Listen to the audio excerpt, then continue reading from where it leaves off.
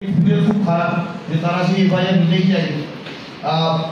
The trial court even went ahead and acquitted the 5 accused যাদের বিরুদ্ধে রেপের অপরাধ তারা আলটিমেটলি ট্রায়াল কোর্টে বিচার হওয়ার পরে they were all being acquitted.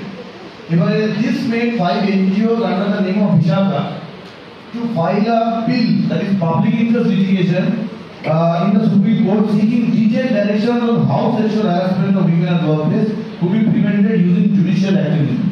তো এই 5টা এনজিও তারা যে নাম দিয়ে মামলাটা করেছিল সেই নাম থেকেই এসছে ভিশাখা ভার্সাস স্টেট। তো এনজিওটার নামটা তাই ছিল। এবার সেইখান থেকে আলোচনা যেটা এলো যে ইন্ডিয়ার যে আইন তৈরি হয়েছে বা ইন্টারন্যাশনালি তার ক্ষেত্রে হাউ ইজ ইট রিলেটেড, বা internationally conventions like UN Charter and CEDAW, they discuss the elimination of all forms of discrimination faced by women in all fronts. তো ওই আইন থেকে আমাদের নিজেদের আইন তৈরি হয় সেক্সুয়াল হ্যারাসমেন্ট এট ওয়ার্কপ্লেস। আরেকটা আইন যেটা বলা সেটা হচ্ছে যে universal declaration of human rights.